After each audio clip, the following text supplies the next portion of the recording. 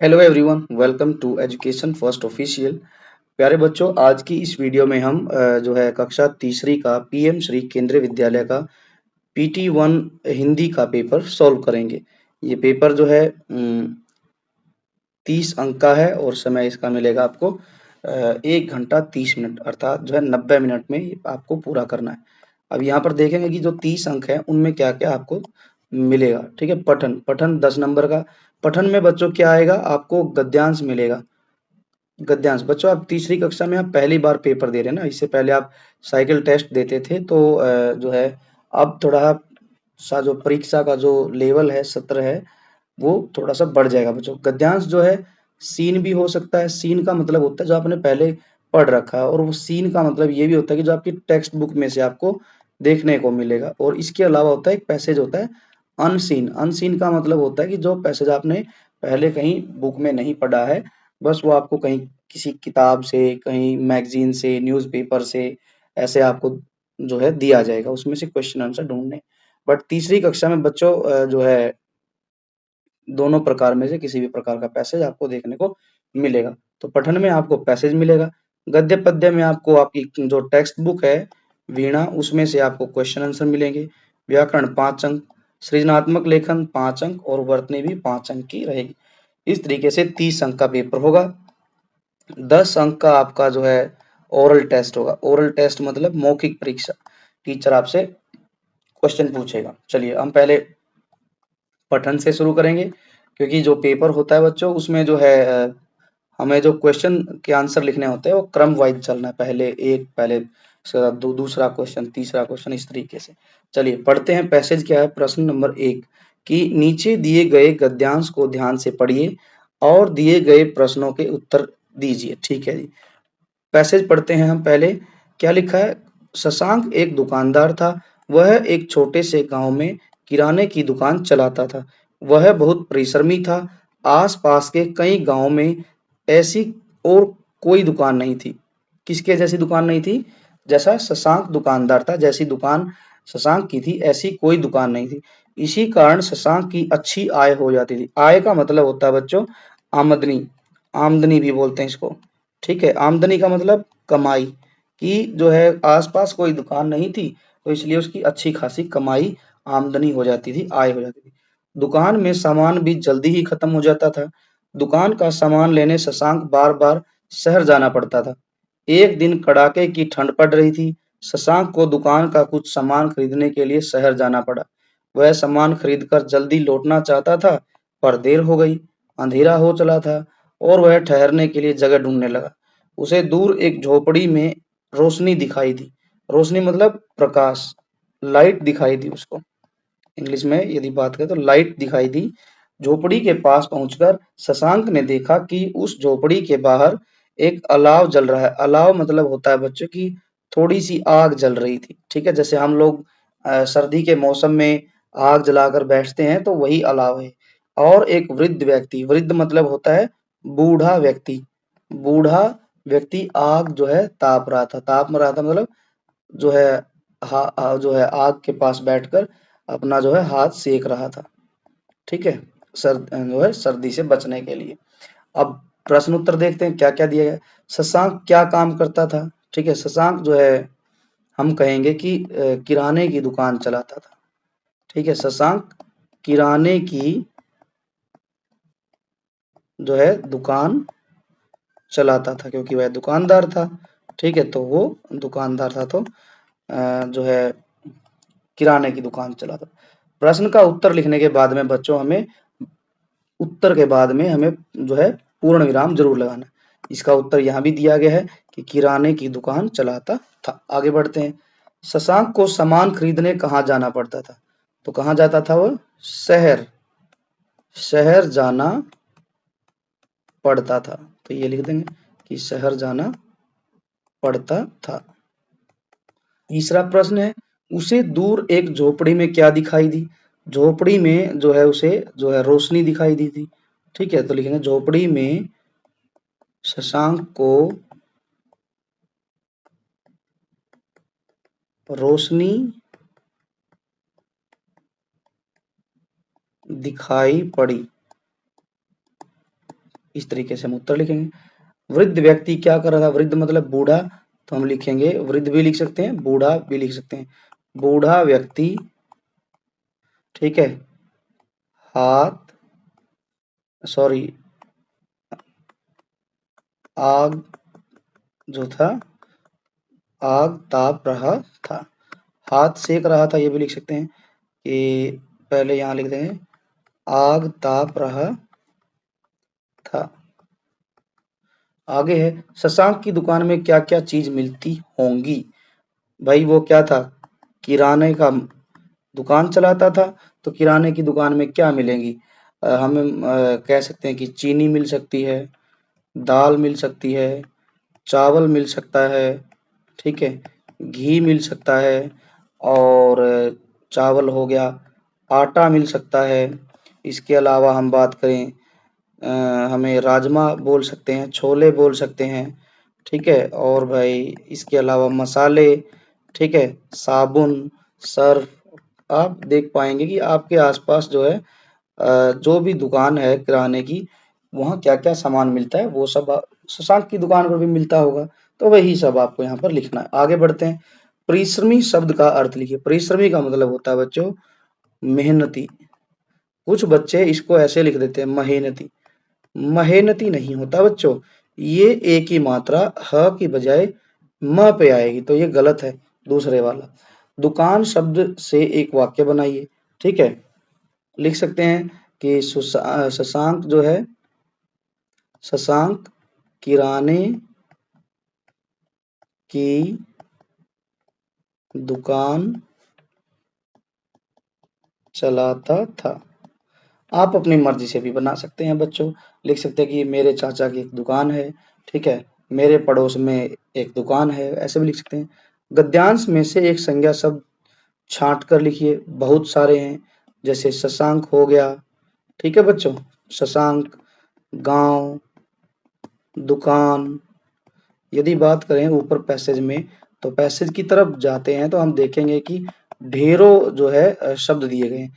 हम उनको कलर करते हैं, शशांक, दुकानदार, गांव, दुकान, उसके बाद में गांव, गांव तो हो ही गया है। इसके बाद में बात की जाए सामान, और भाई शहर, शहर के बाद दिन, और बात की जाए तो यहाँ नीचे दिया गया है झोपड़ी, ठीक है, झोपड़ी के बाद वृद्ध, वृद्ध तो विशेषता होगी, व्यक्ति, आग। तो ये ढेरों जो शब्द मैंने अंडरलाइन किए हैं और जो है रंग भरा है, ये सारे शब्द बच्चों संज्ञा शब्द हैं।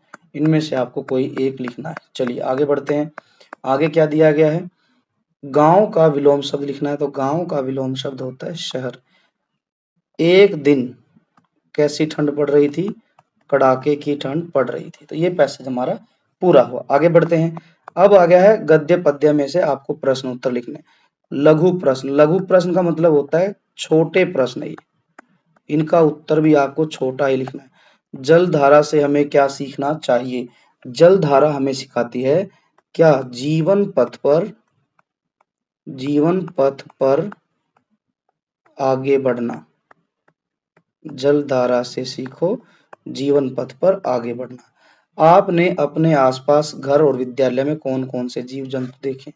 तो हम बात कर सकते हैं हमारे घर के आसपास गाय, बकरी, ठीक है, और बात करें तो बैल, हमारे आसपास कुत्ता, बिल्ली,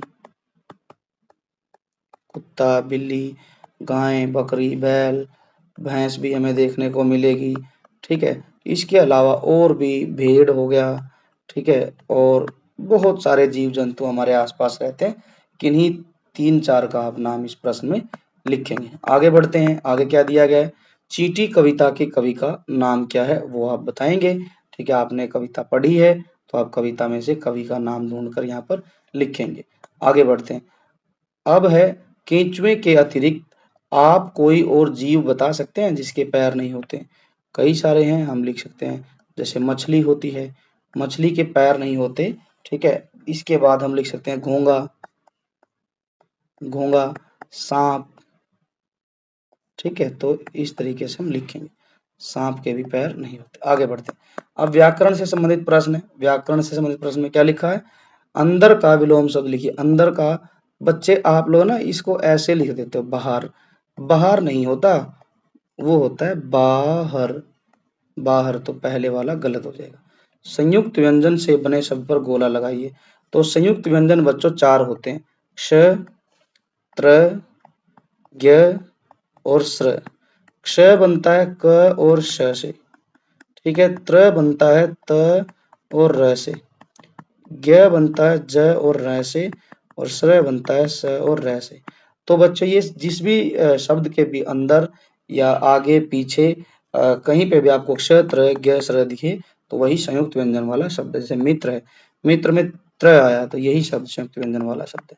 आगे लिखा है क्या? नहीं कभी घबराती चींटी। इस वाक्य में संज्ञा शब्द छांट कर लिखिए। तो बच्चों इसमें चींटी जो शब्द है वो जो है संज्ञा शब्द है। पेड़ का पर्यायवाची लिखिए। पेड़ का पर्यायवाची हो जाएगा वृक्ष। वृक्ष भी बोलते हैं, तरु भी बोलते हैं। आगे बढ़ते हैं। आसमान का पर्यायवाची बताना है। आसमान का पर्यायवाची क्या होगा? आकाश, आकाश, नभ, गगन, अंबर, ठीक है। इनमें से आप कोई भी एक लिखेंगे। आकाश, गगन, नभ, अंबर। आगे बढ़ते हैं। रचनात्मक लेखन में क्या लिखा है? अब हमें करना है रचनात्मक लेखन। क्या है? इसको बोलते हैं बच्चों इंग्लिश में क्रिएटिव राइटिंग। क्रिएटिव राइटिंग, ठीक है। हमें किसी एक टॉपिक में से उस चुनकर उसके बारे में कोई 5-6 लाइनें लिखनी है। इसको हम 2 हिस्से में बांट लेते हैं। पहला क्या लिखा है? चींटी के बारे में जो है 5 पंक्तियां लिखनी है, ठीक है जी। लिख देते हैं, ठीक है। यहाँ लिखेंगे, क्या लिखना है? चींटी का आकार। चींटी का आकार क्या होता है? बड़ा तो होता नहीं। जो है हम लिखेंगे बहुत छोटा होता है। आगे है चींटी जो है, चींटी एक क्या है? मेहनती जीव। कभी भी चींटी जो है थकती नहीं है, हार नहीं मानती है, मेहनत करती रहती है। चींटियां क्या रहती हैं? हमेशा समूह में रहती है। चींटियां क्या करती हैं? चींटियां समूह में मिलकर चलती है। चींटियां हमेशा ग्रुप में रहती हैं। इसके बाद है बच्चों चींटियां कई प्रकार की होती है ना। चींटी जो है, जस्ट वेट, चींटियां जो है काले या भूरे रंग की होती है। रंग की होती है। तो इसके बाद हम लिख देंगे चींटी अपना भोजन इकट्ठा करके एक किसी सुरक्षित स्थान पर भी रखती है। आप लोगों ने देखा होगा चींटियां जो है कुछ न कुछ सामान उठा के चलती ही रहती हैं, ठीक है। वो क्या करती हैं बच्चों? अपने जो है घर है उसमें जाके उसको स्टोर कर लेती है, ठीक है। चलिए आगे क्या लिखा है? जीवों के पैर विषय पर 5 पंक्तियां लिखनी है। अब जीवों के पैर मतलब क्या है कि जो हमारे आसपास जीव रहते हैं, आपने देखा होगा उन सभी के अलग-अलग संख्या होती है, ठीक है। उसी के बारे में लिखना है हमें। पहली बात लिखेंगे अलग-अलग,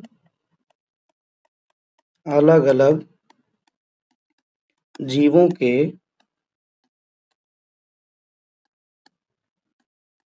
जीवों के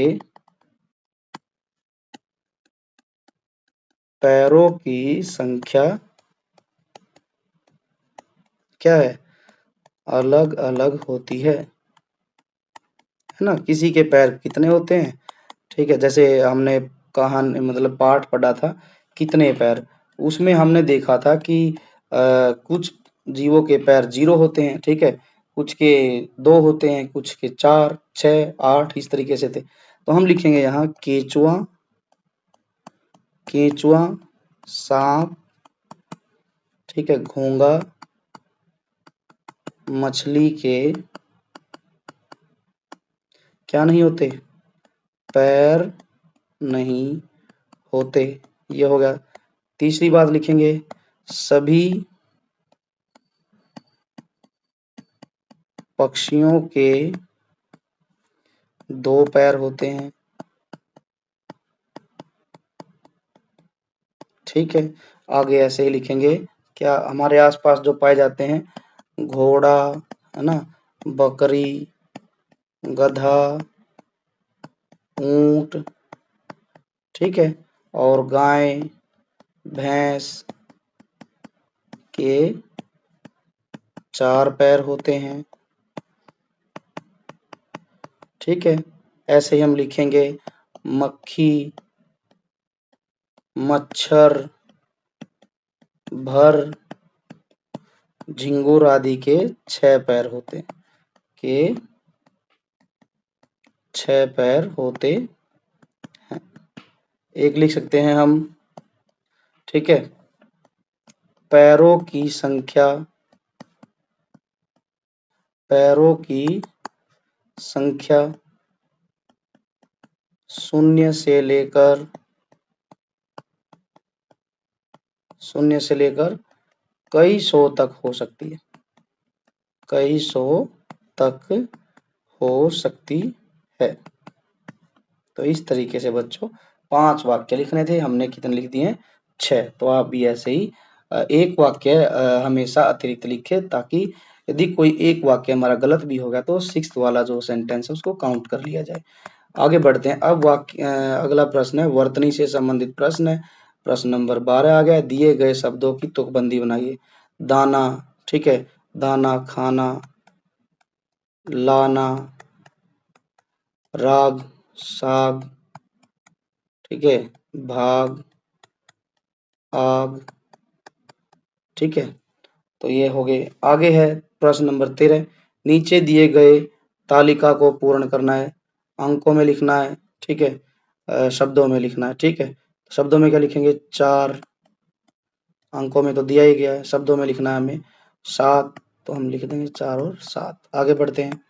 चतुष्पाद किसे कहते हैं, ठीक है। ये शब्द जो है बच्चों हमारे लेसन में आया था, कितने पैर में, ठीक है। तो चतुष्पाद किसे कहते हैं, ठीक है, 4 पैर वाले को क्या कहते हैं, चतुष्पाद कहते हैं। तो इस तरीके से बच्चों हम इसको पूरा करेंगे। तो ये हो गया, जिसके 4 पैर होते हैं उसको ही हम चतुष्पाद कहेंगे। तो चलिए आगे बढ़ते हैं। आगे तो पेपर समाप्त हो गया। तो ये था बच्चों हमारा लेसन, सॉरी पेपर।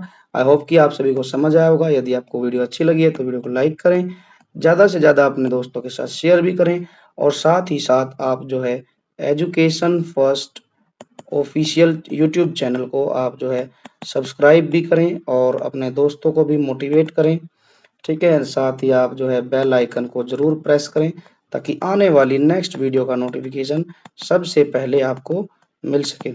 अब हम मिलेंगे नेक्स्ट वीडियो में नए पेपर के साथ। Thanks for watching, take care and bye bye.